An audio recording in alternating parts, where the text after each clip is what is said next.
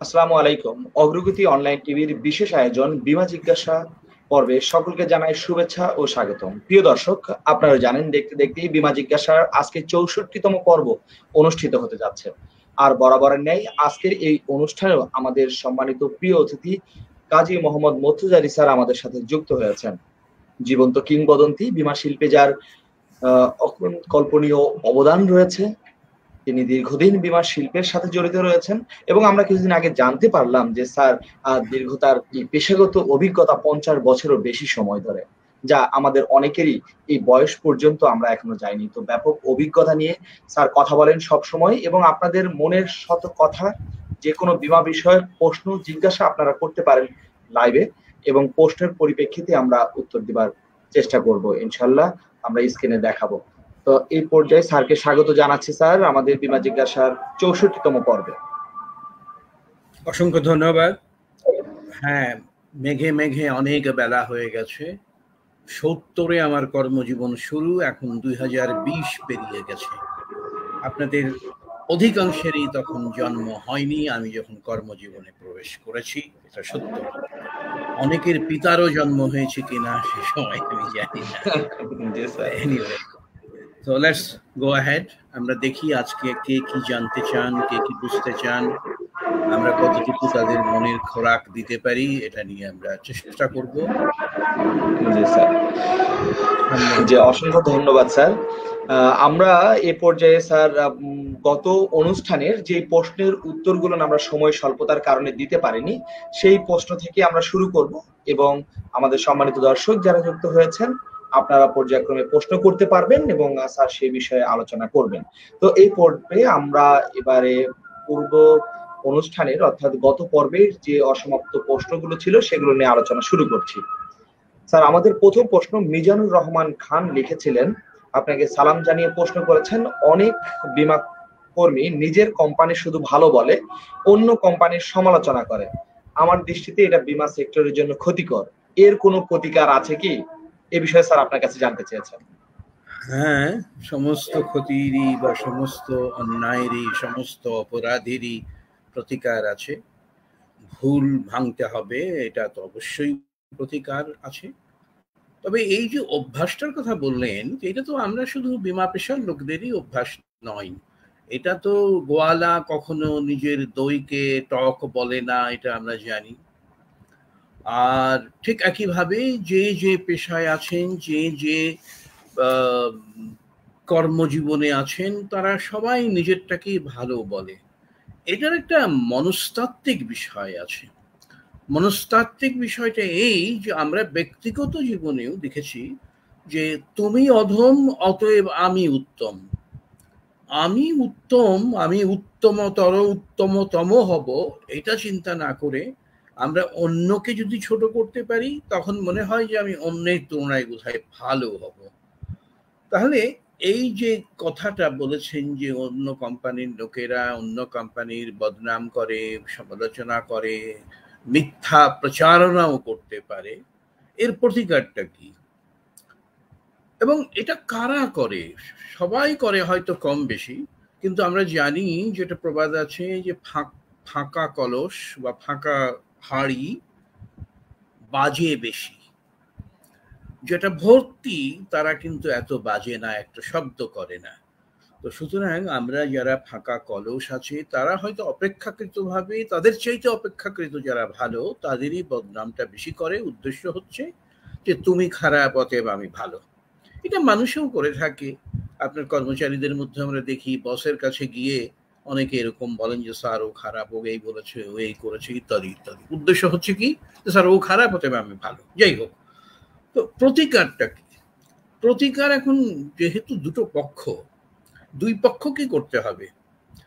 যারা এটা করছে তাদের প্রয়োজন হচ্ছে নিজেদেরকে সংশোধন করে নেওয়া, কারণ এটা কোনো ভালো কাজ নয়।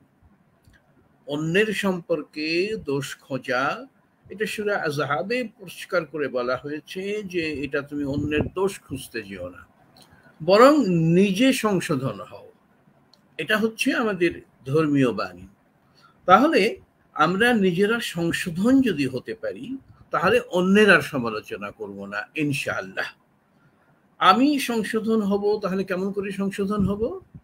আমার করণীয় কি, বর্জনীয় কি, এটা যদি আমি জানতে পারি, as a human being, as an organiser, as an manager, অথবা একজন চিফ এক্সিকিউটিভ অফিসার হিসেবে, আমরা যে যে পদেই থাকি না কেন, আমাদেরকে বুঝতে হবে যে তাহলে আমরা কি করা উচিত আমার, আর কি করা উচিত নয়।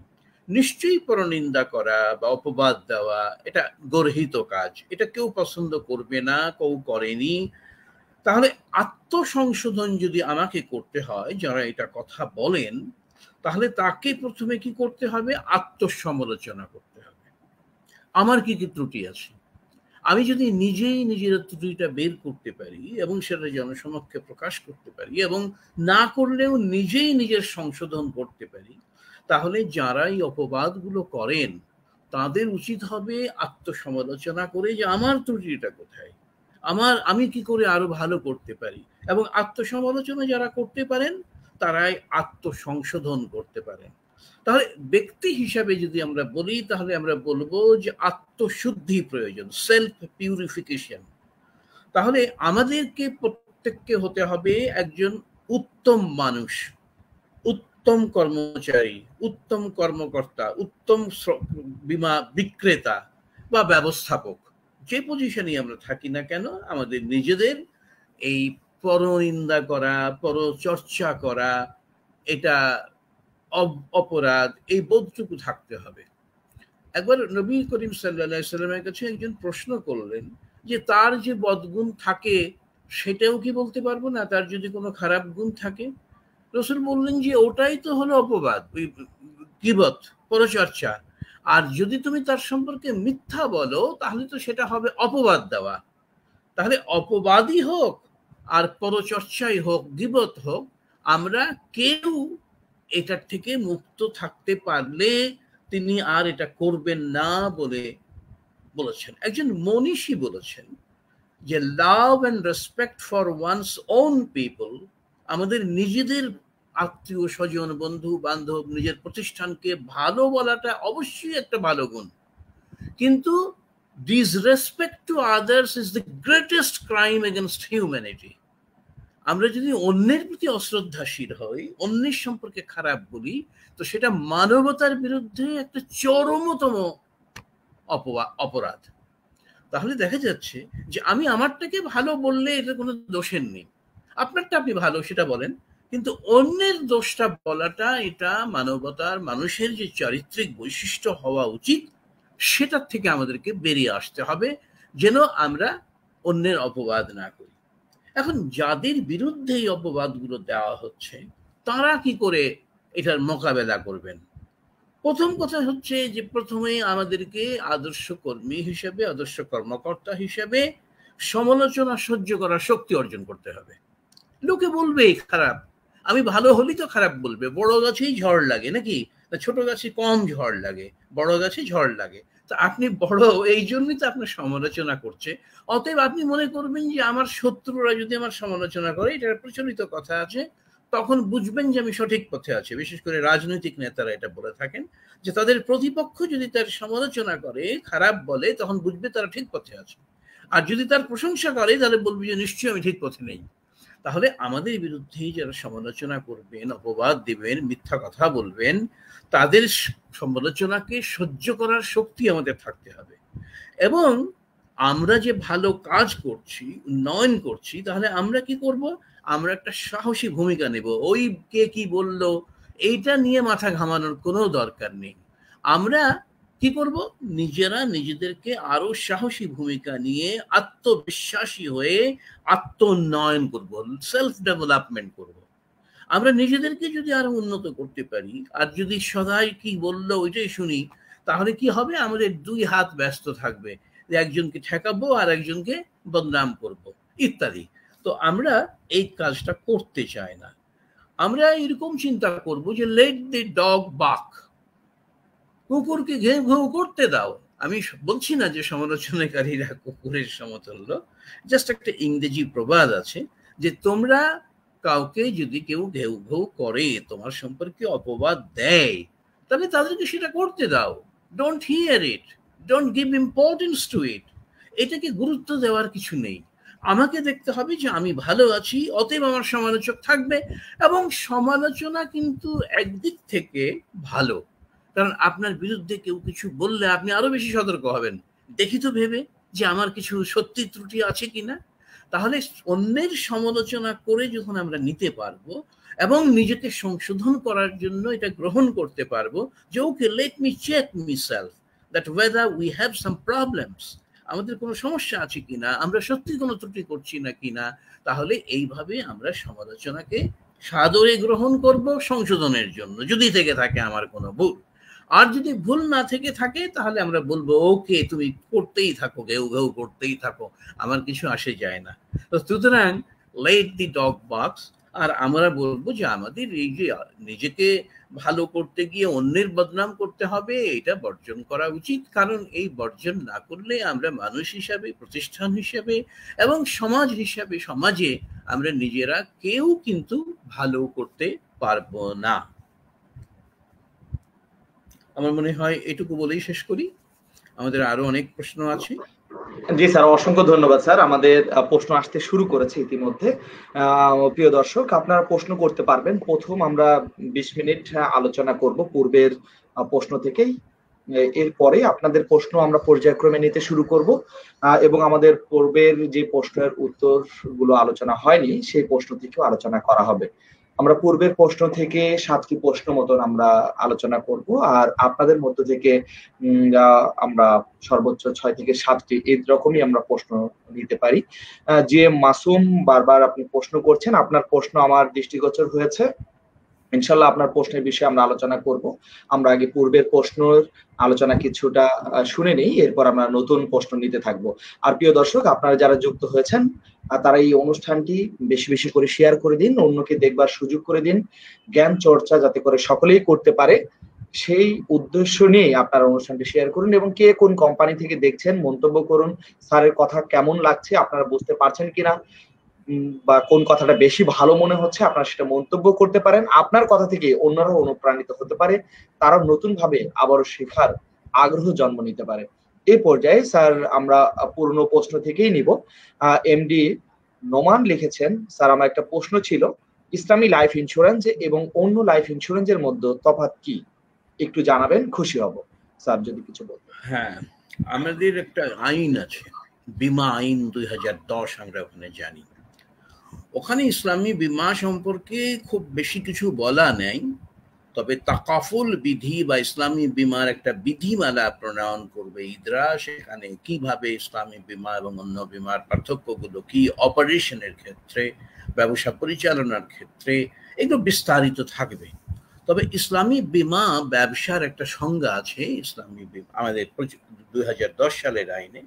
সেখানে বলা হচ্ছে যে ইসলামী বীমা ব্যবসা অর্থ ইসলামী শরিয়া অনুযায়ী পরিচালিত বীমা। তাহলে পার্থক্যটা আমরা কিন্তু পরিষ্কার আমাদের কাছে, একটা শরিয়া মানতে হবে, অন্যের জন্য শরিয়ার বিধি বিধান মানা বাধ্যতামূলক নয় আইনগতভাবে।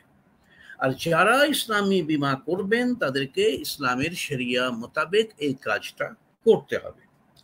এখন শরিয়ার দৃষ্টিকোণ থেকে আমাদের যারা শরিয়া পণ্ডিত, আলেম ওলামা, তারা যেটা মনে করেন যে শরিয়ার দৃষ্টিকোণ থেকে বীমাকে বা আর্থিক লেনদেনকে, যেখানে আর্থিক লেনদেন হয় সেটাকে আমরা দুই ভাগে ভাগ করতে, কয়েকটা বিষয়ে আমরা বলতে পারি যে এইগুলো যদি এখানে না থাকে তাহলে সেটাকে শরিয়া মোতাবেক আমরা বলতে পারি। অনেক বিষয় আছে হয়তো পরিচালনার ক্ষেত্রে, তারা বলে থাকেন সুদের লেশ এখানে থাকবে না, যেহেতু সুদ কোরআনে নিষিদ্ধ করা হয়েছে। আর একটা তারা বলছেন যে জুয়াও নিষিদ্ধ করা হয়েছে, অতএব বীমা যেন জুয়া না হয় সেটাও আমাদেরকে দেখতে হবে। তো সুতরাং সুদ এবং জুয়া থেকে মুক্ত থাকতে হবে বীমা ব্যবস্থাকে।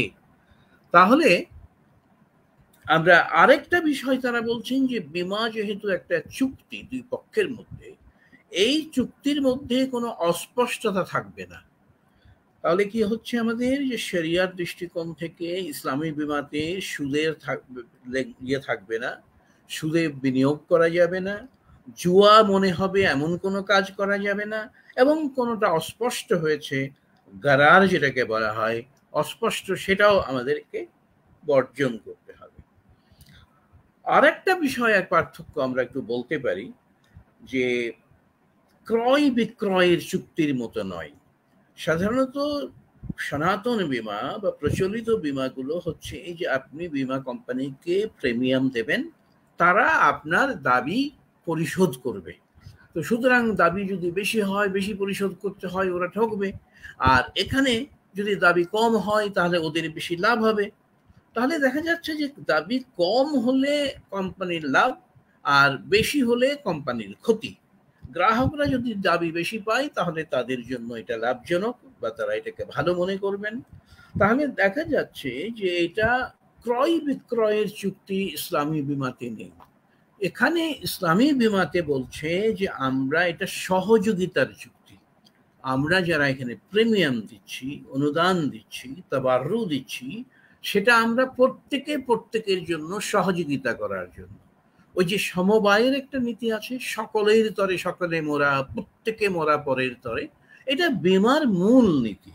তো তাকাফুল বা ইসলামী বীমা যারা করেন তারা বলেন যে আমরা সেই মূলে ফিরে যেতে চাচ্ছি। মূলটা কি? আমরা প্রত্যেকের জন্য সহযোগিতা করব। তাহলে এই যে প্রত্যেকের সঙ্গে প্রত্যেকের সহযোগিতা করার জন্য আমরা একটা ফান্ড তৈরি করব, তহবিল করব, এটাকে আমরা বলি তাকাফুল তহবিল। সেখানে চাঁদাটা দেব আমরা, আর বাকি অংশটা আমরা আলাদা করে রাখবো ফান্ড। ইসলামী বীমার সঙ্গে সনাতন বীমার, প্রথাগত বীমার আরেকটি তফাৎ হচ্ছে যে শেয়ার হোল্ডারের তহবিল এবং পলিসি হোল্ডারের তহবিল আলাদা করে জমা করতে হবে।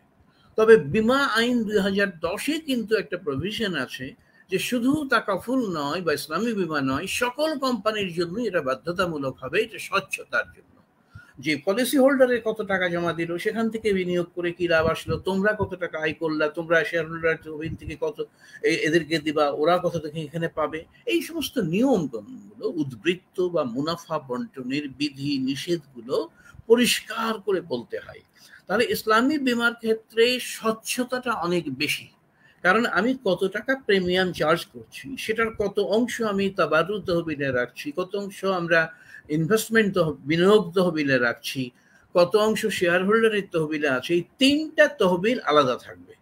আবার যেটা তাকাফুল তহবিল যেটাকে বলছি, সেটা কি আমরা ভাগ করি, সেটা হচ্ছে কি বা অংশগ্রহণকারী তহবিল, একটা হচ্ছে তাবাররু বা তাকাফুল ফান্ড, আর একটা হচ্ছে ইনভেস্টমেন্ট ফান্ড।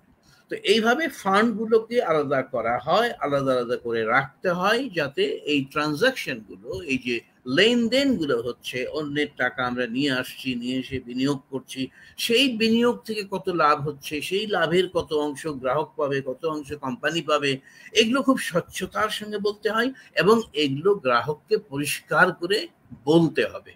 আপনি যতই কিছু করেন না কেন, তা তোমার তাকাফুল তহবিলে কত টাকা আসলো, কত টাকা ব্যয় হলো, কত টাকার ইন্স্যুরেন্সের জন্য গেল, এগুলো খুব স্বচ্ছতার সঙ্গে বলতে হবে। কোন তহবিল থেকে কোন আয়গুলো দেওয়া যাবে, কোন তহবিলে কোন ব্যয়গুলো দেওয়া যাবে, এগুলো পরিষ্কার করে বলতে হবে। আর এখানে এই আমানত আমাদেরকে দেওয়া হচ্ছে তাদের ঝুঁকি মোকাবেলা করার জন্য যারা পলিসি হোল্ডার, তাহলে তাদেরকে আমাদের আমানতকারী হিসেবে দেখতে হবে। ওখানে হচ্ছে চুক্তির একটা পক্ষ, চুক্তির শর্ত অনুযায়ী আমি গ্রাহকের স্বার্থ দেখব। আর এখানে বলা হচ্ছে যে তোমার কাছে আমানত গচ্ছিত রয়েছে তাদের ঝুঁকি মোকাবেলা করার জন্য এবং এই ফান্ডটাকে শরিয়া মোতাবেক বিনিয়োগ করার জন্য, সেখান থেকে আয় করলে সেটার 2 ভাগে ভাগ করার জন্য। এখানে বিভিন্ন মডেল আছে, আমরা ওগুলো নিয়ে বলবো না। আপাতত আমরা শুধু এইটুকুই বলবো যে এখানে কোম্পানিতে যখন পলিসি হোল্ডাররা প্রিমিয়াম দেন, এটা তারা নিজেদের টাকা দিয়েই নিজেদের ঝুঁকি মোকাবেলা করবেন, তারাই মালিক এবং তারাই তাদের ঝুঁকি মোকাবেলা করবে।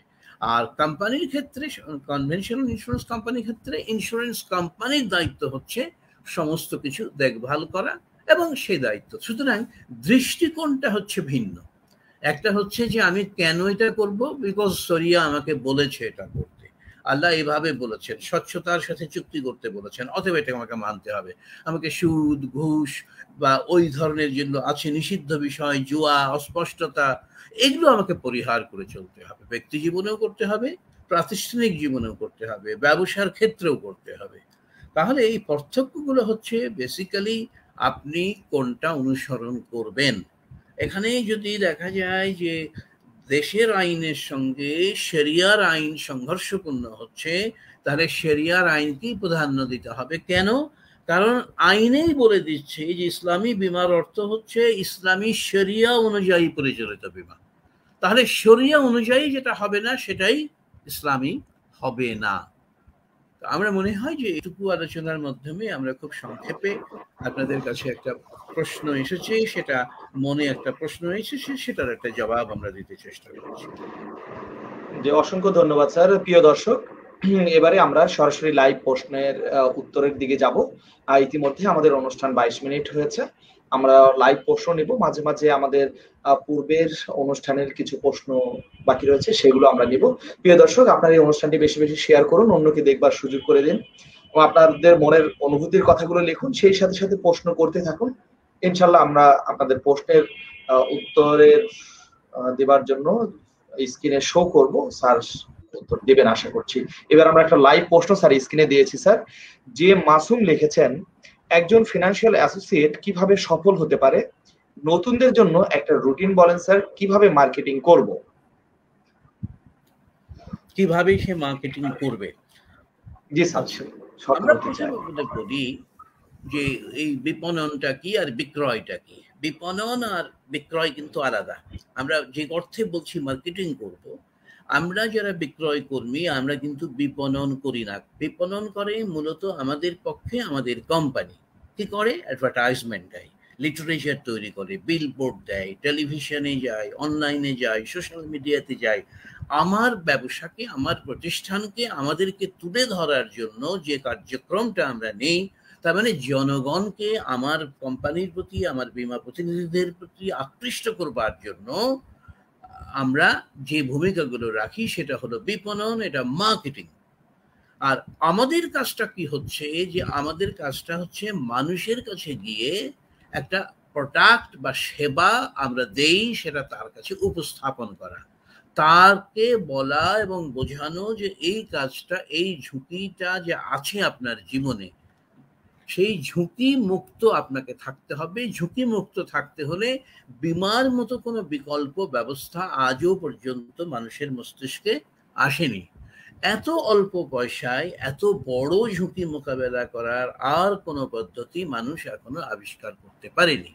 তাহলে আমরা যখন বীমা বিক্রি করি তখন আমরা কি করি? দুটো পক্ষ আছে, একজন বীমা গ্রহীতা আর একজন বীমা বিক্রেতা।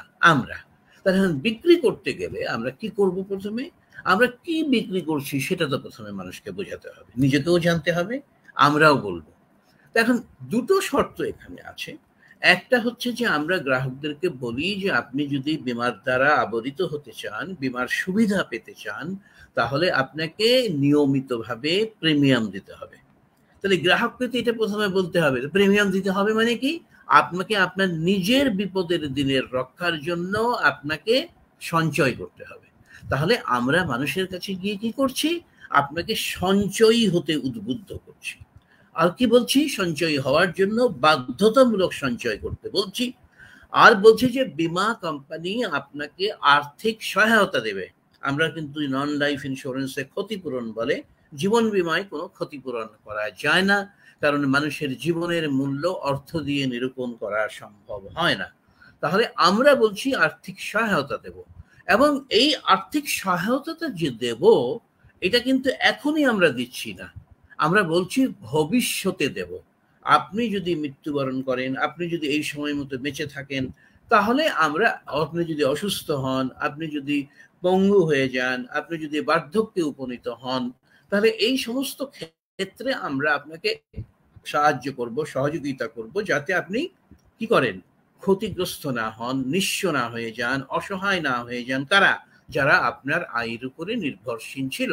এবং কি আমরা যারা পলিসি বিক্রি করছি, তখন পরবর্তীকালে যখন আপনি বার্ধক্যে পরিণত হবেন, তখন এই আর্থিক সহযোগিতা আপনার কাজে লাগবে।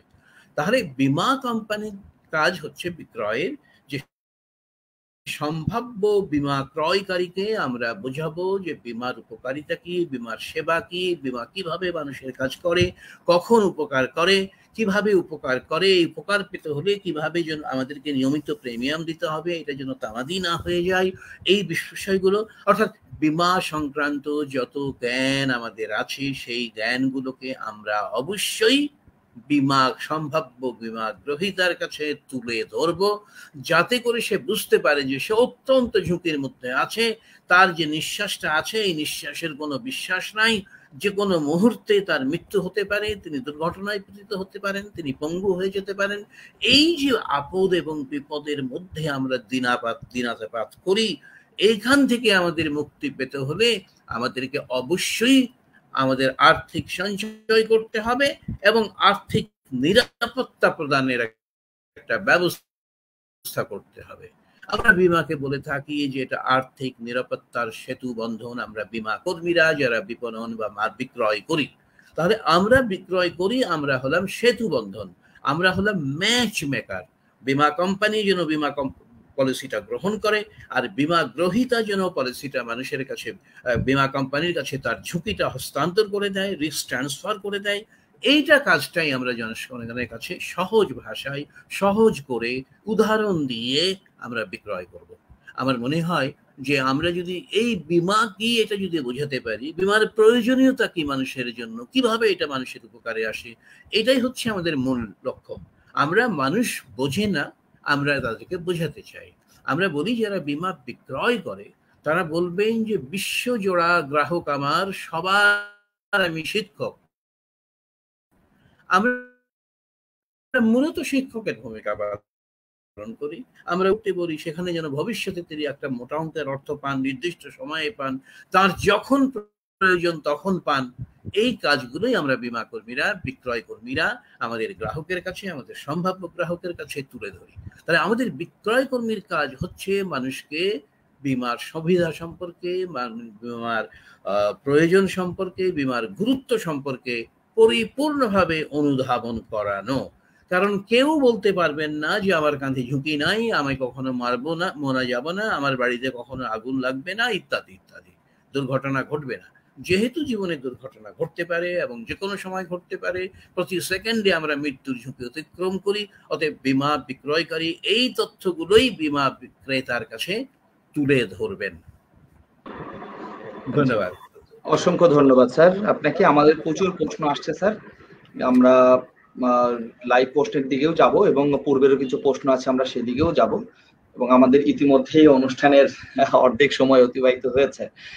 রুজি আক্তার আমাদের কাছে গত পর্বে প্রশ্ন করেছিলেন, 5 বছর এসবি নেওয়ার পর বীমা সমর্পণ করলে এসবি সহ মূল টাকা প্রেরণ করা হয় না কেন? জানতে পারলে উপকৃত হব। আচ্ছা, এখানে যে মূল টাকা বলা হচ্ছে এটা একটু বিভ্রান্তিমূলক। যে মূল টাকা বলতে উনি কি বোঝাচ্ছেন? প্রিমিয়াম যত দিয়েছেন সেই টাকা, না বীমা অঙ্ক যেটা সেই টাকা? এইটা আমার কাছে খুব পরিষ্কার নয় যে মূল টাকাটা ফেরত পাবো কি না। তবে আমরা ধরে নেই যে উনি বলছেন যে হয়তো সব টাকা পাওয়া যায় না বা কম পাওয়া যায় কেন। এখানে কিন্তু দুটো আলাদা আলাদা বিষয়। একটা হচ্ছে বীমা সমর্পণ করা, আর একটা হচ্ছে সার্ভাইভাল বেনিফিট নেওয়া। একটা হচ্ছে যে আমাকে মেয়াদ শেষে, সার্ভাইভাল বেনিফিট যেটাকে আমরা বলি, মেয়াদ শেষে যে টাকাটা আমার পাওয়ার কথা সেটা আমাকে অগ্রিম দিয়ে দিল। তো এটা তো আপনার জন্য খুব ভালো হলো। আপনি যে টাকাটা 20 বছর পরে, 25 বছরে পেতেন, তার একটি অংশ আপনাকে অগ্রিম দিয়ে দেওয়া হলো, সেটা আপনার উপকারে লাগলো। তো এটা নিতে তো কোনো অসুবিধা নাই। আপনি এসবি নিলেন, একটা বীমার উপকার সুবিধা ভোগ করলেন, এরপরে আবার বলছেন যে আমি সমর্পণ করব। এখন সমর্পণ করলে আপনারা সবসময় জানেন যে সমর্পণ মূল্য অর্জন করে, আপনি বলেছেন 5 বছর পরে, তার মানে আমরা ধরে নিচ্ছি যে সমর্পণ মূল্য অর্জন করেছে, কিন্তু আপনি তো সার্ভাইভাল বেনিফিটটা নিয়ে ফেলেছেন। তো সমর্পণ মূল্য নির্দেশ করবার জন্য অ্যাকচুয়ারির ফর্মুলা অনুযায়ী 1 বছর, 2 বছর পরে, 3 বছর পরে, 4 বছর পরে, 5 বছর পরে কতটুকু সমর্পণ মূল্য অর্জন করলো, এটার একটা ফর্মুলা দিয়ে আমরা এটা নির্ণয় করি। এই ক্ষেত্রে আপনাকে যখন সমর্পণ মূল্য নির্ণয় করতে হবে, আপনার যে বীমা অঙ্ক যেটা ছিল, পুরোপুরি বীমা অঙ্ক থেকে এই সার্ভাইভাল বেনিফিটের টাকাটা বাদ দিয়ে তারপরে ওই ফর্মুলাতে ফেলতে হবে। কারণ আপনি তো টাকাটা অলরেডি পেয়ে গেছেন। আর বীমা অঙ্ক যদি পুরোপুরি বহাল থাকতো, যদি সার্ভাইভাল বেনিফিট না দিতেন, তাহলে যেটা হতো, তার থেকে কিছু কম হবে। কেন? কারণ সার্ভাইভাল বেনিফিটের টাকা আমরা সাম ইনশিওর থেকে বাদ দিব যখন এটা সার্ভাইভাল বেনিফিট কি বলে সারেন্ডার ভ্যালু আমরা সূত্র অনুযায়ী বের করব। তাহলে সূত্রটা এখানে হবে কি, যে সার্ভাইভাল বেনিফিটের অঙ্কটা বাদ দিয়ে যে বিমা অঙ্ক থাকবে, তারপরে আমাদের অ্যাকচুয়ালি যে সূত্র দিবে সেই হিসাবে আপনাকে সমর্পণ মূল্য দেওয়া হবে। এটা খুবই বৈজ্ঞানিক এবং যুক্তিযুক্ত। এটাতে আমার মনে হবে না যে আপনি ঠকে গেলেন, আমার মনে হয় না যে এরকম কিছু। কারণ সারেন্ডার ভ্যালুর ক্ষেত্রেই হচ্ছে যে বিমাটা তো আমরা 10 বছরের জন্য করেছি, কিন্তু বিমা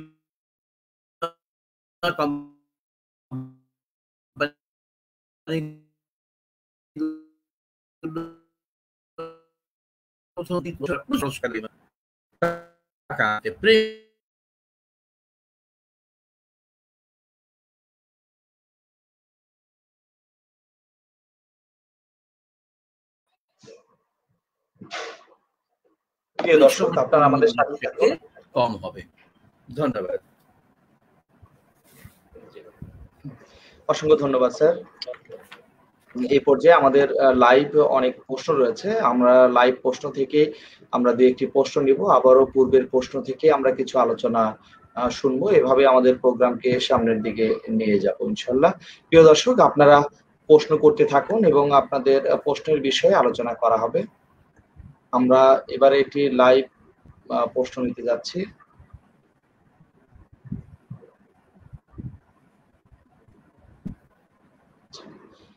এইখানে শোনা যাচ্ছে না। মধ্যে একজন প্রশ্ন করেছিলেন, সেই প্রশ্নের উত্তর হয়ে গেছে। একজন লিখেছিলেন যে স্যার আপনার এখানে সম্ভবত স্যার নেটওয়ার্কের সমস্যা হচ্ছে, আপনাকে আমরা ক্লিয়ার দেখতে পাচ্ছি না, সম্ভবত নেটওয়ার্কের সমস্যা হচ্ছে। স্যার এখন কি আপনি শুনতে পাচ্ছেন স্যার আমাদেরকে?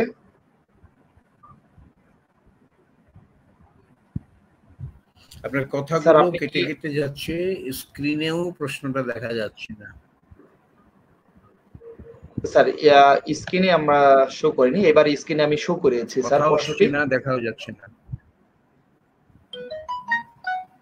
জি, প্রশ্নটা কি স্যার আপনি কি প্রশ্নটি স্যার স্ক্রিনে দেখিয়েছেন স্যার? মোহাম্মদ নাজমুল হাসান রনি লিখেছেন, এপিএল মানে অটো পেইড আপ লোন, এটা কতটুকু ভালো বা খারাপ গ্রাহকের জন্য স্যারের কাছে একটু জানতে চাই। আপনি বাংলাটা কি বললেন সেটা বলেন। অটো পেড আপ লোনের বাংলাটা কি বলছি আমরা? মানে বলেছে যে এপিএল এর সংক্ষিপ্ত লিখেছে অটো পেইড আপ লোন, মানে পলিসির বিপরীতে লোন দিয়ে যে পলিসি চালানো সেটি স্যার।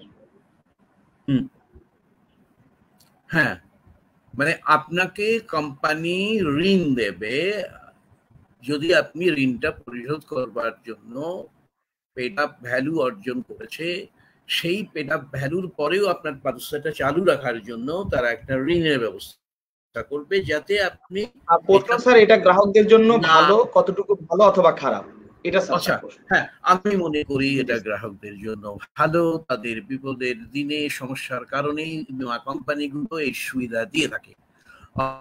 অতএব বীমা কোম্পানিতে আমরা যখন কোনো শর্ত দেই, এটা আমরা ধরেই নিব যে এটা বীমা কোম্পানির জন্য এবং গ্রাহকের জন্য এবং উভয়ের জন্য এটা মঙ্গলজনক।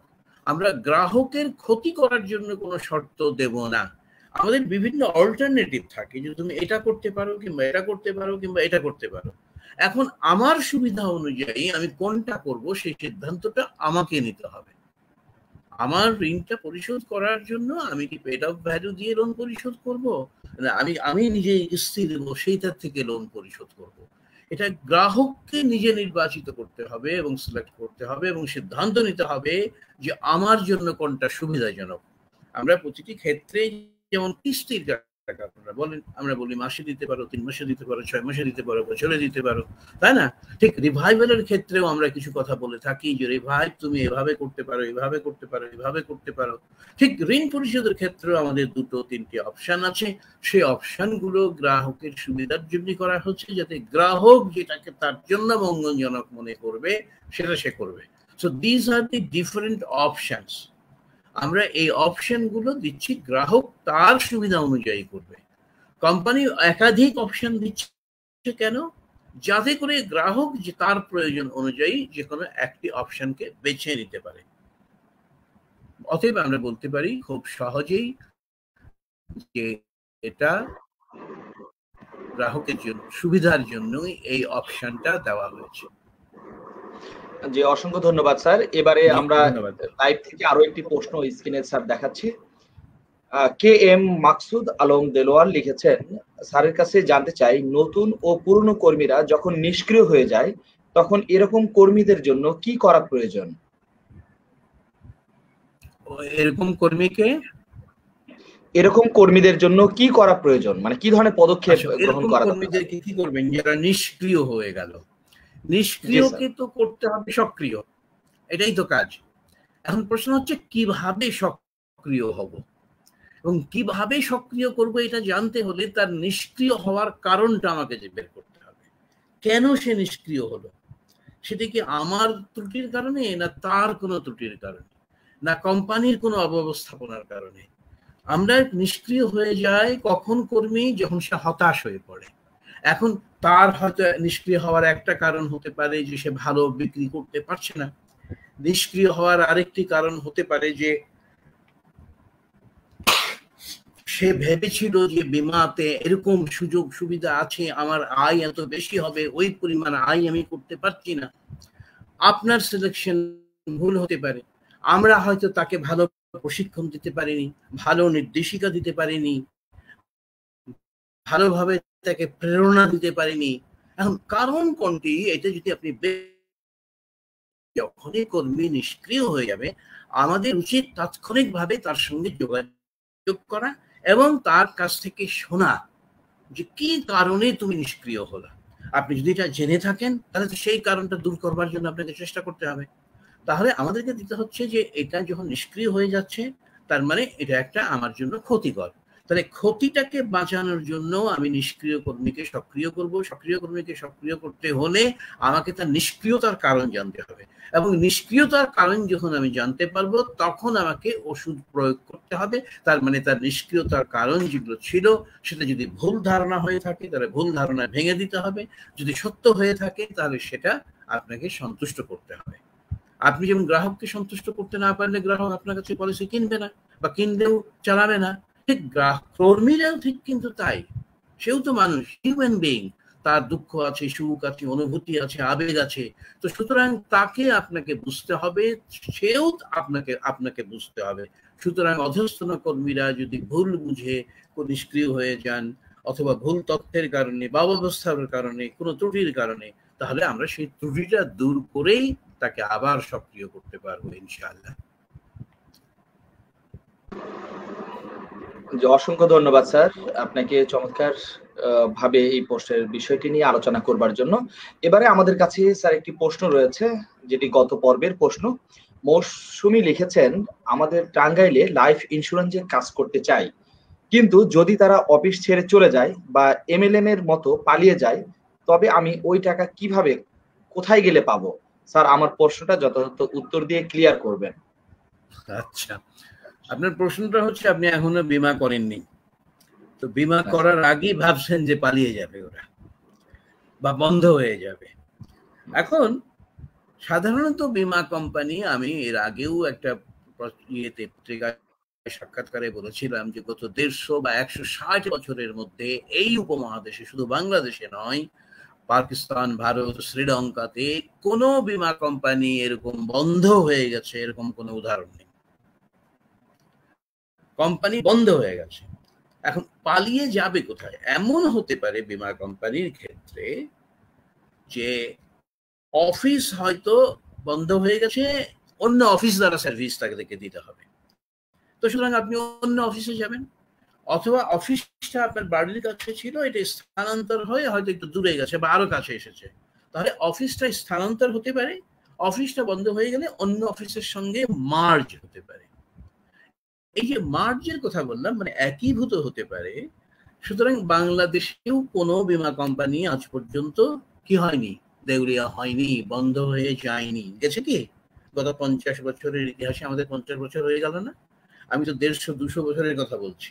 শুধু বাংলাদেশেই উদাহরণ করেন, এই 50 বছরে একটি বীমা কোম্পানিও বন্ধ হয়নি। ব্যাংক হয়তো হয়েছে, সেটা আরো আগে, বা বিদেশি ব্যাংক ছিল, পাকিস্তানি ব্যাংক ছিল, এরা হয়তো হয়েছে। তাহলে আমরা কি করি সাধারণত, যদি এরকম কোনো জায়গায় দেখা যায় যে খুব অসুবিধা হচ্ছে, তাহলে আমরা আর একটা কোম্পানির সঙ্গে এরকম মার্জ করে দিতে পারি। অফিস যেমন মার্জ হয়, তাহলে একটি কোম্পানির সঙ্গে আরেকটা কোম্পানি একীভূত করে দেওয়া হয়, যাতে গ্রাহকরা টিকে থাকে, গ্রাহকদের কোনো অসুবিধা না হয়। যেমন বাংলাদেশ যখন স্বাধীন হলো তখন 67টা বিমা কোম্পানি এখানে ছিল। তারপরে কি হলো, সব কোম্পানি তো পুরাতন গুলো বন্ধ হয়ে গেল, চলে গেল। তখন আমরা কি করলাম, সব কোম্পানিকে নিয়ে এসে 4টা কর্পোরেশন করলাম। তারপরে সেটাকে ভেঙে জীবন বীমা কর্পোরেশন এবং সাধারণ বীমা কর্পোরেশন হলো। তাহলে এতগুলো কোম্পানি বন্ধ হয়ে গেল, কিন্তু গ্রাহকদের তো কোনো ক্ষতি হয়নি। তারা জীবন বীমা কর্পোরেশন কিংবা সাধারণ বীমা কর্পোরেশন থেকে তাদের দাবি নিয়েছে কিংবা পলিসি চালু রেখেছে। তো সুতরাং এটা হচ্ছে আমাদের বীমা ব্যবস্থাপক যারা, বীমার যারা ম্যানেজমেন্ট করেন বা রেগুলেটর যারা, সরকার যারা, তাদের নীতি হচ্ছে যে কোনো বীমা কোম্পানি যেন বন্ধ না হয়ে যায়। তারপরে রক্ষা কবচ হিসাবে আপনি জানেন নতুন বীমা আইনে বলা হয়েছে যে পলিসি হোল্ডার্স প্রোটেকশন ফান্ড, গ্রাহকদের জন্য একটা তহবিল গঠন করা হবে সব বীমা কোম্পানির চাঁদা নিয়ে, যাতে করে কোনো সময় যদি কখনো দেখা যায় কোনো কোম্পানি বন্ধ হয়ে গেছে বা ব্যবসা করতে পারছে না, দাবি দিতে পারছে না, তখন এই পলিসি হোল্ডার্স প্রোটেকশন ফান্ড থেকে তাদের দাবি পরিশোধ করা হবে। আর সবচেয়ে বড় কথা হচ্ছে যে এই যে বীমা কোম্পানিগুলো যাতে দাবি পরিশোধ করতে সক্ষম থাকে, এই জন্য ইজরা বা রেগুলেটরি অথরিটি আমাদের বীমা কোম্পানিগুলোকে, নিজেরা তো আমরা অডিট করাই, ওরাও অডিট করে। তো সুতরাং অডিটের মাধ্যমে আমরা বের করতে চাই যে কোন কোম্পানির কোথায় কি অবস্থা। আপনারা ইতিমধ্যে দেখেছেন যে বেশ কয়েকটি কোম্পানিতে অ্যাডমিনিস্ট্রেটর নিয়োগ করা হচ্ছে, বোর্ড ভেঙে দেওয়া হচ্ছে। তার মানে কি, এই অব্যবস্থাপনাগুলো দূর করে কোম্পানিকে সচল রাখা, সবল করা দায়িত্ব রেগুলেটরি অথরিটি, সরকারের এবং বীমা শিল্পের সঙ্গে সংশ্লিষ্ট সবাই।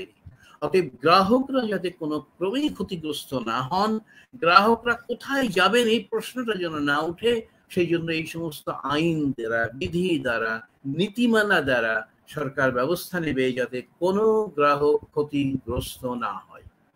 আমার মনে হয় কে প্রশ্ন করেছিলেন তিনি সন্তুষ্ট হয়েছেন, এবং অবশ্যই তিনি এখন একজন বীমা করে ফেলবেন আমার মনে হয় টাঙ্গাইলে। অসংখ্য ধন্যবাদ স্যার। এবারে আমরা লাইভ থেকে একটি প্রশ্ন স্যার স্ক্রিনে দেখাচ্ছি। এনামুল হক জয় লিখেছেন, 2 বছরের কম কোনো গ্রাহক পলিসি পরিশোধ করতে না পারলে এটাকে পেইড আপ ভ্যালু হিসেবে গণ্য হয় না, তবে যা জমা করেছিল তা ফেরত দেওয়ার কোনো উপায় আছে কি? আইন এবং শরিয়া কি বলে? জি, আইনে কি বলে এটা আমরা মোটামুটি জানি যে 2 বছরের আগে এটা সারেন্ডার করা যায় না। সারেন্ডার ভ্যালু না অর্জন করলে পেড আপ ভ্যালু করা যায় না। প্রথমত সারেন্ডার ভ্যালুর একটি অংশ আপনি পেড আপ ভ্যালু হিসেবে নিতে পারেন। তো সুতরাং আইনের দৃষ্টিকোণ হচ্ছে প্রথম 2 বছরে কমে যদি কোনো গ্রাহক পলিসি সারেন্ডার করতে হয়, এটা আগে আমরা বলেছি যে কেন বীমা কোম্পানিগুলো এই অর্থ দিতে পারে না, বা যত আগে আপনি সারেন্ডার করবেন তত কম পাবেন, যত পরে সারেন্ডার করবেন আপনি তখন আপনার সারেন্ডার ভ্যালু আরো বেশি হবে। কেন? এই কথাটা আমরা অনেকেই বুঝি না যে আমরা 100 টাকা আনতে যদি 120 টাকা 130 টাকা খরচ করি, তাহলে ওই গ্রাহক যখন আর দ্বিতীয়বার পলিসি দেন না, তার মানে কি তিনি বীমা কোম্পানির কাছ থেকে আরো 20 টাকা 30 টাকা বেশি খরচ করে নিয়ে চলে গেছেন, বীমা কোম্পানি দেনাদার হয়ে থেকেছে। আমরা গ্রাহকরা বা বিক্রি কর্মীরা যাতাই করি, আমরা ব্যয় করি আয়ের চাইতে বেশি। যদিও এটা নিয়ে অনেক তর্ক বিতর্কে থাকতে হবে যে কেন আমরা আয় করব, ব্যয় করব আয়ের চেয়ে বেশি। হ্যাঁ, করা যাবে না বলেই যাই হোক আগে 97.5% পর্যন্ত ব্যয় করার ক্ষমতা ছিল। আমরা এইদিকে যাচ্ছি না, তবে ব্যয়টা বেশি হয়। আমাদের দেশে শুধু হয় তা নয়, তবে আমাদের দেশে একটু বেশি ব্যয় হয়, এটা সত্য কথা। যা লিমিট আছে তার চেয়ে তো বেশি আমরা ব্যয় করে ফেলি। কি আশায়? যে পরবর্তীকালে যখন তারা এই প্রিমিয়াম গুলো 10 বছর ধরে 20 বছর ধরে দিবেন, তখন তো আমার রিনিউয়ালের জন্য তো এত ব্যয় হবে না, তখন হবে 10%, 15%, 20%, হয়তো খুব বেশি হলে হবে। তাহলে ওই টাকাগুলো যখন জমবে, ওই টাকাগুলো যখন বিনিয়োগ করা হবে, তখন আমরা তার থেকে লাভ করে এই যে প্রথম বছরের বা দ্বিতীয় বছরের যে আমাদের গ্যাপ হলো, আমাদের যে ঘাটতি হলো, এই ঘাটতিটা আমরা পুষিয়ে নিতে পারি। সেই কারণেই কোনো কোনো জায়গায় 2 বছর, কোনো কোনো জায়গায় 3 বছর পর্যন্ত কেউ সারেন্ডার ভ্যালু দেয় না। এটা হচ্ছে যে কমটা কেন পাচ্ছে, এটা আমাদেরকে বুঝতে হবে। আমরা যদি ব্যয়টা কম করতে পারি, যে আমি 100 টাকা আনতে 20 টাকা খরচ করবো, 30 টাকা খরচ করবো, তাহলে কি করবেন? আপনারা তো বলবেন যে মাথায় হাত, আমরা আর বিমা বিষয়ে থাকবো না, তাই না? আমরা যদি বলি যে 100 টাকা আনতে আপনাকে মাত্র 20%, নন লাইফের মতো 15%-এর বেশি ব্যয় করা যাবে না, তাই না? তাহলে আপনারা বলবেন যে দরকার নাই, আমরা অন্য এখন আলু বেচবো, পেঁয়াজ বেচবো, বিমা বেচবো না। তো এই ব্যবস্থা থেকে যাতে আমরা বেরিয়ে আসতে পারি, আমাদেরকে চেষ্টা করতে হবে ধীরে ধীরে ব্যয় কমানোর জন্য। তথ্য প্রযুক্তির মাধ্যমে আমরা যখন বেশি বিমা পলিসি বিক্রি করতে পারবো, সরাসরি অনলাইনে বিমা বিক্রি করতে পারবো, আমরা প্রত্যেকের হাতে আমাদের ল্যাপটপ থাকবে, স্মার্টফোন থাকবে, গ্রাহকের সঙ্গে যোগাযোগ করতে পারবো ঘরে বসেই, তখন বিমা বিক্রির খরচ কমে যাবে। তো সুতরাং যদি আমরা কমাতে পারি প্রথম বর্ষ প্রিমিয়ামের, দ্বিতীয় বর্ষ প্রিমিয়ামের আয় থেকে যতটুকু তার মধ্যে ব্যয় কমাতে পারি, তাহলে আমরা সারেন্ডার ভ্যালু আরো বেশি দিতে পারবো। তো ফেরত পাওয়া যাবে না। আর শরিয়ার দৃষ্টিকোণ হচ্ছে যে তুমি যেতটুকু ওখানে ডাইরেক্ট এক্সপেন্স হয়েছে, যদি তার 2 পয়সাও থাকে, 2 পয়সাও ফেরত দিবা। আমরা এখানে আইন বলছে যে না, 2 বছরের মধ্যে কিছু করা। আর শরিয়ার দৃষ্টিকোণ হচ্ছে তুমি হিসাব করে দেখো যে তার টাকাটা কত আয় হয়েছে, তার জন্য কত ব্যয় হয়েছে, হয়ে যদি 5 পয়সা থাকে, 10 পয়সা থাকে, 15 পয়সা থাকে, তাহলেও তাকে দিয়ে দেবা। কিন্তু হিসাবটা স্বচ্ছ হতে হবে যে একটি গ্রাহক কত দিল এবং তার জন্য কত ব্যয় হলো। তো সুতরাং আমরা যদি 2 বছরের কম সময়ে গ্রাহককে পলিসির টাকা ফেরত দিতে চাই, আমাদের উচিত হবে আমাদের প্রথম বর্ষ এবং দ্বিতীয় বর্ষের প্রিমিয়ামের সংগ্রহের ব্যয়, যেটা ডিস্ট্রিবিউশন কস্ট বলে থাকি, মার্কেটিং কস্ট বলে থাকি, সেলস কস্ট বলে থাকি, ওভারহেড কস্ট বলে থাকি, এইগুলো কমাতে পারলে আমরা গ্রাহককে আরো বেশি টাকা ফেরত দিতে পারবো। আমার মনে হয় যে বিষয়টা পরিষ্কার হওয়া উচিত সবার কাছে, কারণ এটা নিয়ে বারবার প্রশ্ন আসে আমাদের কাছে। জি, অসংখ্য ধন্যবাদ স্যার। চমৎকারভাবে এই প্রশ্নের আলোচনাটি হয়েছে। আমরা এবারে পূর্বের একটি প্রশ্ন থেকে স্যার আলোচনা শুনতে চাইব। ডক্টর আলম হোসেন প্রশ্ন করেছিলেন আমাদের কাছে। উনি লিখেছিলেন, 1 মাস হয়ে গেল স্যার, একটা পলিসিও সেল করতে পারলাম না, কি করব স্যার?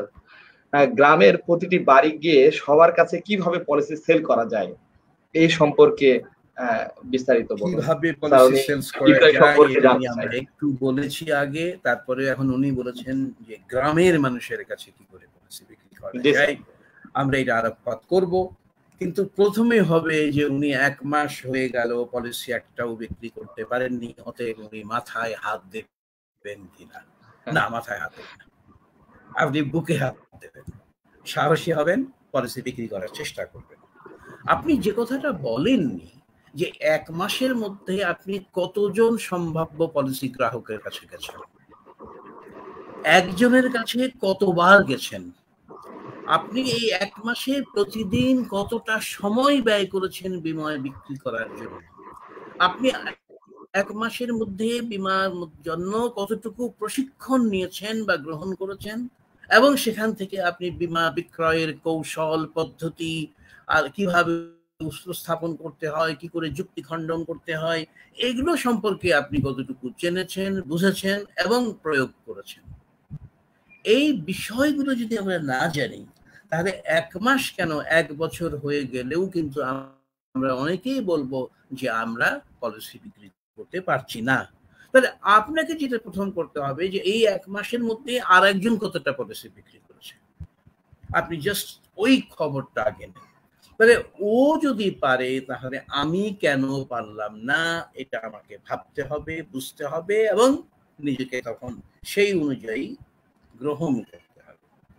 আমাদের দেখা গেছে যে আমরা সাধারণত 10% যে প্রথম সাক্ষাতেই বিক্রি হয় মাত্র 1% থেকে 2%। ফার্স্ট যখন আপনি যোগাযোগ করলেন, প্রথমবার গেছেন আর বিক্রি হয়ে গেছে, এরকম সংখ্যা মাত্র শতকরা 1 থেকে 2%। তারপরে দ্বিতীয়বার সাক্ষাতে বিক্রি হয়, এই সংখ্যা হচ্ছে 2 থেকে 4%। তৃতীয় সাক্ষাতে বিক্রি হয় 4 থেকে 6% পলিসি। চতুর্থ সাক্ষাতের পরে এবং 12 ধাপ পর্যন্ত পলিসি বিক্রি হয় প্রায় 70 থেকে 80%। তাহলে আপনার পলিসি বিক্রি করার জন্য একবার গিয়ে থেমে গেলে হবে না, দুইবার গিয়ে থেমে গেলে হবে না, 3বার 4বার নয়, আপনাকে পঞ্চম বার থেকে শুরু করে নিয়ে 12তম বার বা বারবার যেতে হবে পলিসি বিক্রি করার জন্য। কারণ আপনার কাজ হচ্ছে যার প্রয়োজন আছে তাকে বিষয়টা বোঝানো। আমরা যখন পলিসি বিক্রি করতে পারি না বলি, তখন আমরা এটা ধরে নেব যে আমি তাকে ঠিক মতো বোঝাতে পারিনি। তাহলে ঠিক মতো বোঝানোর প্রয়োজনটা কি, কিভাবে করতে হবে, এটা আমাকে রপ্ত করতে হবে। আপনার কাছে লম্বা তালিকা রাখতে হবে। সেই লম্বা থেকে আপনি কি করবেন?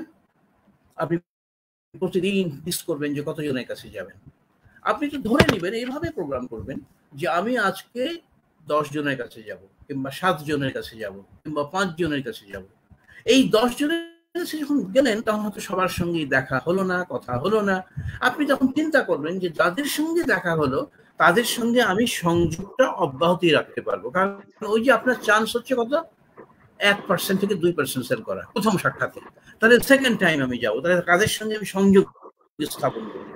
যাদের সঙ্গে সংযোগ স্থাপন করব তাদের কাছে আপনার সখ্যতা গড়ে তুলতে হবে, বন্ধুত্ব গড়ে তুলতে হবে, ভালোবাসার আদান প্রদান করতে হবে। তার মানে আপনি তার পরিবারের একজন সদস্য হবেন, তাকে আপনার অর্জন করতে হবে তাদের স্নেহ, ভালোবাসা, শ্রদ্ধা, যাই বলেন না কেন। তাহলে একটা পর্যায়ে আসবে যখন আপনি তার সঙ্গে সখ্যতা গড়ে তুলতে পারবেন, তখন আপনি তার সম্পর্কে বীমাটা বুঝানো আপনার জন্য সহজ হয়ে যাবে। আপনি প্রথমবারই যদি গিয়ে বলেন যে স্যার বীমা করেন তাড়াতাড়ি করে, এই বীমা না করলে আপনি মারা যাবেন, আপনি মারা গেলে আপনার ছেলেমেয়েরা কি খাওয়া হবে, তখন মানুষ আপনার প্রতি আরো খেপে যাবে। দেখো বেটা, আমার ছেলে মেয়ে না খেয়ে থাকবে সেই চিন্তা করতেছে, আমি মারা যাবো সেই চিন্তা করতেছে, ও আরো আহত হবে, দুঃখ পাবে। কারণ মানুষ এই মৃত্যুর চিন্তা কখনো করতে চায় না। মানুষ মনে করে যে সবাই মরবে আমি বেঁচে থাকবো, বা সবাই তাড়াতাড়ি মরবে আমি দীর্ঘজীবী হব। আমার ক্ষেত্রে এটা ঘটবে না। সবাই মনে করে যে অন্যের বাড়িতে আগুন লাগবে, আমার বাড়িতে কখনো লাগবে না। অন্যের গাড়ি দুর্ঘটনা ঘটবে, আমার গাড়িতে কখনো দুর্ঘটনা ঘটবে না। এই যে মানুষের মানসিকতা, এই মানসিকতাটাকে ভাঙতে হলে আপনাকে বারবার যেতে হবে। তারপরে একটি পর্যায়ে গিয়ে আপনাদেরকে উপস্থাপন করতে হবে, এবং উপস্থাপন করার সময় যে কৌশলগুলো আমাদের দরকার, কি করে ধাপে ধাপে ধাপে আমরা মানুষকে বোঝাই এবং তাকে আগ্রহী করে তুললে, যখন সে বুঝতে পারবে যে এই ভদ্রলোক এসেছে আমার উপকার করার জন্য, তার উপকার করার জন্য না। আমরা এমন ভাবে যদি যাই যে স্যার আপনি পলিসি না কিনলে আমার তো প্রিমিয়াম না হলে আমার কমিশন পাবো না, আমার তো ঘর সংসার চলবে না, তাহলে সে কি ভাববে? সে ভাববে যে ভদ্র বেশি ভিক্ষু, তাই না? আসলে তার টাকার দরকার, সে এখন বিমার বাহানা করে আমার কাছে আসছে, সে টাকা কামাই করতে চায়, আমার টাকা নিয়ে সে কমিশন খাবে। খবরদার ওই কথাগুলো বলবেন না। আপনি বলবেন যে স্যার আমি এসেছি, একটা চিন্তা আমার মাথার মধ্যে এসেছে, ওই বাড়িতে দেখেন যে একটা ভদ্রলোক মারা গেল, তিনি মারা যাওয়ার পরে এত টাকা পেলেন। আর একটা উদাহরণ দিয়ে দেখেন যে উনি মারা গেছেন, তিনি তো বীমা করেননি, তিনি কিছুই টাকা পাননি, দেখেন আজকে তার পরিবারের কি অবস্থা, তার বিধবা স্ত্রীর কি অবস্থা, সন্তানের কি অবস্থা। এইভাবে ওনার উদাহরণ দেবেন না কখনো যে স্যার আপনি মারা গেলে, আপনার স্ত্রী মারা গেলে আপনার কি সমস্যায় পড়বেন, এটা কখনো বলবেন না। মানুষ মৃত্যুর কথা শুনতে চায় না, দুঃখের কথাটা শুনতে চায় না, বাস্তবতাটা জানতে চায় না, মানতে চায় না। বাট চরম বাস্তবতাটাই আপনি অন্যকে উদাহরণ দিয়ে যখন দেখাবেন, আমি বিশ্বাস করি আপনি 1 মাসে যে পারেননি, আগামী 1 মাসে তার 10 গুণ বেশি সফলতা অর্জন করবেন, এই আশাবাদ আমরা ব্যক্ত করতে পারি। কিন্তু আপনাকে ঝোপ বুঝে কোপ মারতে হবে, সঠিক তরিকায় চলতে হবে। তরিকা থেকে বিচ্যুত হলে, পদ্ধতি থেকে বিচ্যুত হলে, আমাদের যে কৌশল থেকে যদি আমরা না শিখতে পারি, আমরা যদি প্রশিক্ষণ না নিতে পারি, বীমা সম্পর্কে ভালো করে জ্ঞান না রাখি, তাহলে আমাদের পক্ষে বীমা বিক্রি করা আসলেই কষ্টসাধ্য হবে, আর ধৈর্যের সাথে লেগে থাকতে হবে। এটা আমাদের জন্য অতি অতি অতি প্রয়োজনীয়। আচ্ছা, অসংখ্য ধন্যবাদ গ্রামীণ স্যার। পলিসি কি করে পলিসি বিক্রি করবো, আমরা কি যাব? এটা একটু বড় আলোচনা প্রয়োজন, যে গ্রামের লোকের কাছে কি করে যাবেন। আমার মনে হয় যে সবার কাছেই একই রকম, তবে গ্রামের মানুষের বৈশিষ্ট্য কি দুটো: এক, তারা খুব সরল; দুই, তারা আবার কুসংস্কারাচ্ছন্ন বেশি। তাহলে ওই বিমা করলে শিরিক হয়ে যাবে, বিমা করলে স্বামী মরে যাবে বা বউ মরে যাবে তাড়াতাড়ি, বিমা করলে কোম্পানি কি বলে লাশ নিয়ে চলে যাবে, কারণ বিমা করলে তার প্রমাণ দেখাতে হবে যে আমার ছেলে মারা গেছে বা স্বামী মারা গেছে, তাহলে আমি কবরও দিতে পারবো না। এই ধরনের যে মানুষের কুসংস্কার গুলো আছে, এগুলো একটু বেশি থাকে। তারপরেও আপনাকে তার আয় অনুযায়ী, সঙ্গতি অনুযায়ী, ঠিক তার প্রয়োজন অনুযায়ী যদি প্রোডাক্ট আপনি নির্বাচন করতে পারেন, কারণ তার কাছে আপনি যদি মনে করেন যে এই প্রোডাক্টটা বেশি যদি তাকে বিক্রি করতে পারি, গ্রামের মানুষ ওই জমি বেশি মেলা টাকা পাইছে বা কি বলে পুকুর বেচে বা মাছ বেচে, তাহলে এখনই তাকে একটা বড় অঙ্কের বীমা পলিসি করাই দিই, কিন্তু জানেন যে সে এই টাকাটা পেয়েছে, আগামী 10 বছরে আর তার কোনো এরকম বড় টাকা পাওয়ার উপায় নাই। তাহলে তার জন্য যে উপযোগী, সেই উপযোগী পলিসিটা আপনাকে নির্বাচন করে দিতে হবে। তার ধর্মীয় বিশ্বাসের কারণে যদি করে, তাহলে আপনি ধর্মীয় জ্ঞান তাকে দেবেন যে বীমা কি জন্য হালাল, কিভাবে হালাল, এবং বীমা নিলে পারে ইহকাল এবং পরকালে আমরা কিভাবে কল্যাণ পাবো, আমরা পরকালে নিজেরা জান্নাতে যাওয়ার জন্য সুযোগ পাবো। এই বিষয়গুলো যত আমরা জানবো, শিখবো এবং মানুষকে বুঝাতে পারবো, তাহলে আমরা অবশ্যই। আর বীমা করতে গেলে ওখানে আমরা যখন সাক্ষাৎ করি, তো গ্রামের লোকেরা যেহেতু কম জানে, হয়তো তার ছেলে বেশি জানে করি, তার মানে কি ওই পরিবারের সদস্যদের সঙ্গে বসি, তাহলে দেখা যাবে যে বীমা বিক্রি করলে একজন হয়তো বুঝছে না, তখন আরেকজন হয়তো বুঝতে পারে, তখন আপনার জন্য এটা সহজ হবে বীমা বিক্রি করা। সুতরাং সহজ সরল মানুষের কাছে সহজ সরল ভাবে বোঝানোর জন্য আমাদের নিজেদেরকে প্রস্তুত করতে হবে। জি, অসংখ্য ধন্যবাদ স্যার। আমরা সময়ের শেষের দিকে চলে এসেছি। আমরা আর দুইটি প্রশ্ন নিব। একটি প্রশ্ন নিব পূর্বের প্রশ্ন থেকে, এবং একটি প্রশ্ন নিব আমাদের লাইভ প্রশ্ন থেকে, এবং এই দুইটি প্রশ্নের আলোচনার মাধ্যমে আমাদের অনুষ্ঠান শেষের দিকে যাবে। আমাদের এই বীমা জিজ্ঞাসা অনুষ্ঠানে বেশিরভাগ ক্ষেত্রেই লাইভ ইন্স্যুরেন্সের প্রশ্নগুলো বেশি আসে, নন লাইফের প্রশ্ন কম আসে। তবে আমাদের কাছে এবারে একটি নন লাইফ ইন্স্যুরেন্স কোম্পানিরও প্রশ্ন রয়েছে। আসলে প্রশ্ন কিনা এটা হচ্ছে স্যারের কাছে মূলত জানতে চেয়েছেন, তো আমি সেটি স্যার আপনার কাছে একটু তুলে ধরতে চাই। উনি হয়তো আমাদের সাথে লাইনে আছেন। মাহবুব নেওয়াজ লিখেছিলেন, আপনাকে সালাম জানিয়ে প্রশ্ন করেছেন যে স্যার, টার্গেট পূরণ করা সত্ত্বেও স্পেশাল একটা বোনাস থেকে বঞ্চিত করেছে আমাকে। কোম্পানির ব্যবস্থাপনা পরিচালক সাহেব নিয়মের বরখেলাপ করেছে, বিধায় আমি সেই কোম্পানি ছেড়েছিলাম। এ ধরনের কোম্পানির বিরুদ্ধে ভুক্তভোগীদের কি করণীয়? উনি বর্তমানে কর্মরত রয়েছেন এএমডি দেশ জেনারেল ইন্স্যুরেন্স কোম্পানি। আচ্ছা, অনেক করণীয় আছে, একটার পর একটা বলতে হবে। আমরা খুব সংক্ষেপে বলবো সময় স্বল্পতার কারণে। প্রথমত, এই যে নিয়মের বরখেলাপ বললেন, এই নিয়মটা কি লিখিত নিয়ম না অলিখিত নিয়ম, এটা আমাকে জানতে হবে। আপনি নিজে চিন্তা করে দেখবেন, অনেকগুলো আছে। এবং বলছেন যে এই যে আপনার দেওয়ার কথা ছিল স্পেশাল বোনাস, তো স্পেশাল বোনাস আপনাকে কি হিসাবে, আপনি কি ওখানে বেতনভুক্ত ছিলেন না কমিশনভুক্ত ছিলেন? আর যদি কমিশনভুক্ত বা বেতনভুক্ত যাই থেকে থাকেন, এই যে স্পেশাল বোনাস আপনার কথা ছিল, এটা কি লিখিত ছিল না অলিখিত ছিল? এটা কি ইদরা কর্তৃক অনুমোদিত না অনুমোদিত? তাই না? এই বিষয়গুলো কিন্তু এখানে খুব পরিষ্কার নয়। বোনাস দেওয়ার কথা ছিল, এখন বোনাসটা কি মানে পার্সেন্টেজ হিসাবে যে কমিশন হয়, কিংবা একটা ফিক্সড অ্যামাউন্ট হিসাবে, এটা আমাদের কাছে জানা নেই। এখন আমরা কি করতে পারি? ব্যবস্থাপনা পরিচালকের বিরুদ্ধে আপনার অভিযোগ, আপনিও সহকারী ব্যবস্থাপনা পরিচালক বা এরকম কিছু ডেজিগনেশন বোধহয়, যাই হোক। তো অভিযোগটা যদি করে থাকেন, তাহলে প্রথম আপনাকে যদি নিয়ম ভেঙে উনি করে থাকেন, আইন ভেঙে উনি করে থাকেন, চুক্তির শর্ত ভেঙে যদি এটা না দিয়ে থাকেন, তাহলে আপনি অবশ্যই সেই কর্তৃপক্ষ মানে ব্যবস্থাপনা পরিচালকের মানে বোর্ডের চেয়ারম্যানের কাছে, বোর্ডের ডাইরেক্টরদের কাছে, এবং প্রয়োজন হলে যেহেতু মানুষ ঠকছে, আপনার যদি ইসলামী বীমা কোম্পানি হয়ে থাকে, তাহলে এটা শরিয়া কাউন্সিলের সদস্যদেরকে বলতে পারেন যে আপনারা শরিয়ার কথা বলেন, কিন্তু কই আমার এরা শরিয়া কাউন্ট করে, মানে আমাকে তো ঠকায়। তাহলে আমাকে যদি ঠকাতে পারে তাহলে তো গ্রাহককেও ঠকাবে, ইত্যাদি ইত্যাদি। সুতরাং আপনার জায়গা ওই কোম্পানিতে আছে, আর আপনি লিখিত আবেদন ব্যবস্থাপনা পরিচালকের কাছে করতে পারেন। এবং তারপরে যদি না হয়, তাহলে যদি আইন অনুযায়ী হয়ে থাকে আপনার পাওয়া উচিত ছিল, তাহলে আপনি ইজরার কাছে যেতে পারেন, রেগুলেটরি অথরিটির কাছে যেতে পারেন। আপনি ইন্স্যুরেন্স ফোরাম আছে আমাদের, অন্যান্য ব্যবস্থাপনা পরিচালকদের একটা ফোরাম, তাহলে ওই ব্যবস্থাপনা পরিচালক যদি এরকম অন্যায় করে থাকেন তা আপনি ওই ফোরামে যেতে পারেন। আপনি ইন্স্যুরেন্স অ্যাসোসিয়েশনে অভিযোগ করতে পারেন। আপনি এরপরেও যদি না হয়, তাহলে বললাম যে তিনটে আপনি জায়গায় যেতে পারেন, অ্যাসোসিয়েশনে যেতে পারেন, ফোরামে যেতে পারেন, তারপরে ইজরার কাছে যেতে পারেন। তারপরে তো আপনি যদি এটা সত্যি সত্যি আইনগত কোনো চুক্তি ভঙ্গ করে থাকেন, আপনি সালিশি আদালতে যেতেও পারেন। কিন্তু বিষয়টা হচ্ছে যে যদি একটা মানে প্রচলিত নিয়ম মানে দিচ্ছেন, কিন্তু কোনো আইন নাই, বিধান নাই, কোনো বাজেট নাই, হয়তো মুখে মুখে কথা হয়েছে, আমরা এটা জানি না। কিন্তু সুতরাং আপনাকে আমরা পরামর্শ দিতে এটা সঠিক পাচ্ছি না। তবে যদি চুক্তি আইন মোতাবেক হয়ে থাকে, যদি লিখিত চুক্তি শর্ত ভঙ্গ করা হয়ে থাকে, তাহলে অবশ্যই আপনার অনেকগুলো প্রতিকার আছে, যেটা আমরা বললাম। আর কিছু? জি স্যার, আমরা আর নির্দিষ্ট সময় শেষ হয়ে গেছে, কিন্তু স্যার বলেছিলেন যে দুটি প্রশ্ন নেব, আর একটি প্রশ্ন স্যার লাইভ থেকে নিতে চাই আপনার অনুমতি পেলে। স্যার নেন। অসংখ্য ধন্যবাদ স্যার। আমাদের জালাল উদ্দিন নামে আমাদের একজন দর্শক প্রশ্ন করেছেন স্যার। স্যারের কাছে সবিনয়ে একটি প্রশ্ন জানতে চাই, আর তা হলো বর্তমান মার্কেটে যে সমস্ত কোম্পানি ইসলামী কোম্পানি হিসেবে ব্যবসা পরিচালনা করে যাচ্ছেন, ওই সমস্ত কোম্পানির লেনদেন কতটুকু ইসলামী শরিয়া প্রতিপালিত হচ্ছে বলে আপনি মনে করেন?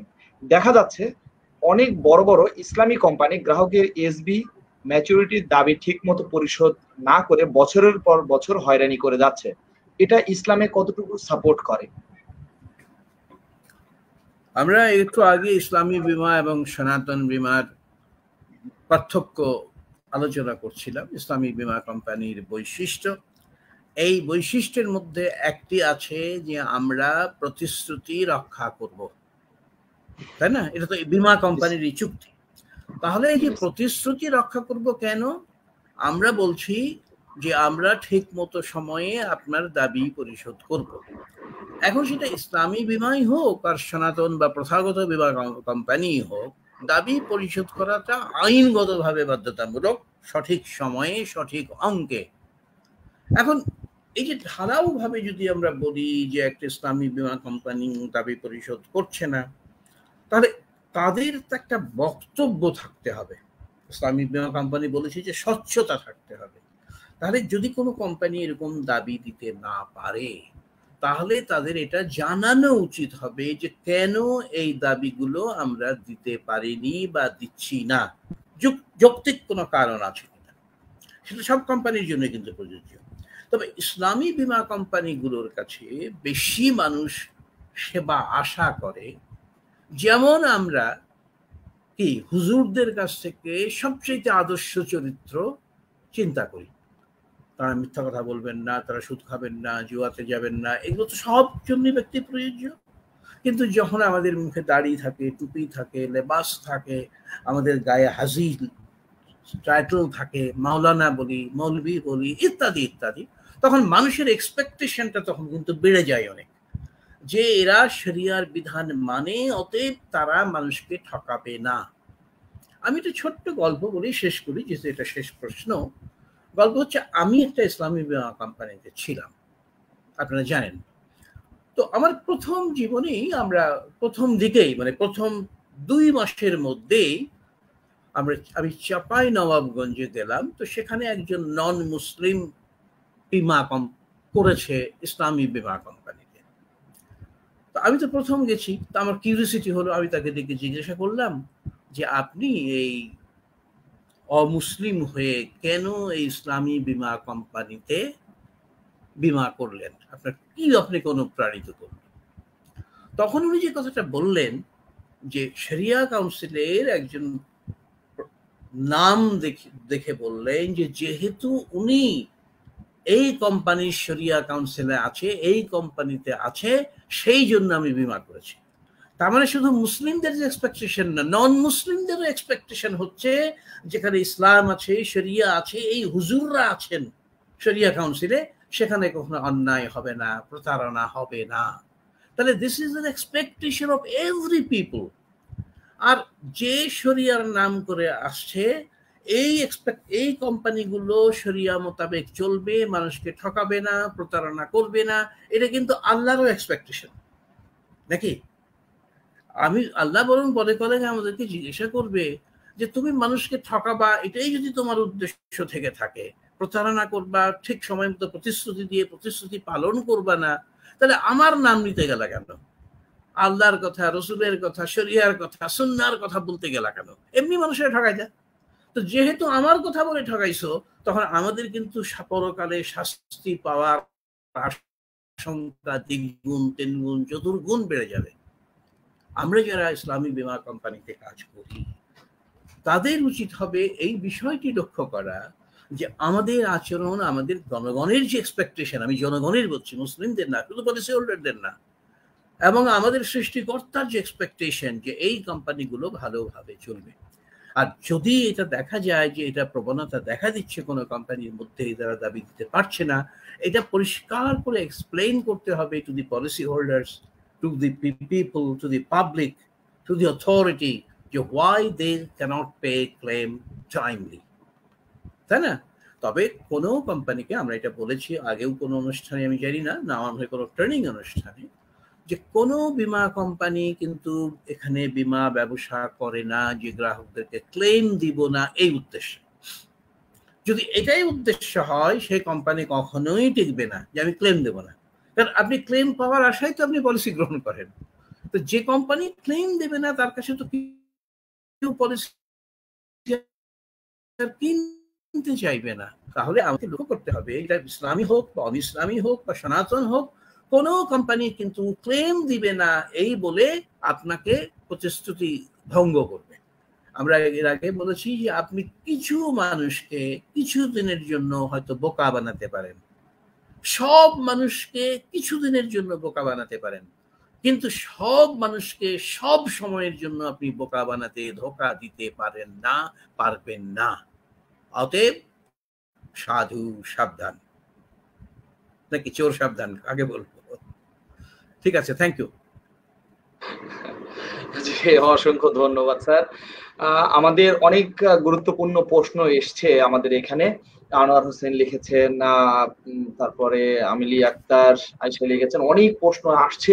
প্রিয় দর্শক, আপনাদেরকে নিরাশ করছি না, কিন্তু আমাদের সময়ের যেহেতু একটি বার রয়েছে, সময়ের মধ্যে আমাদের অনুষ্ঠান শেষ করবার কথা, কিন্তু সময়ের আমরা অতিক্রম করে ফেলেছি।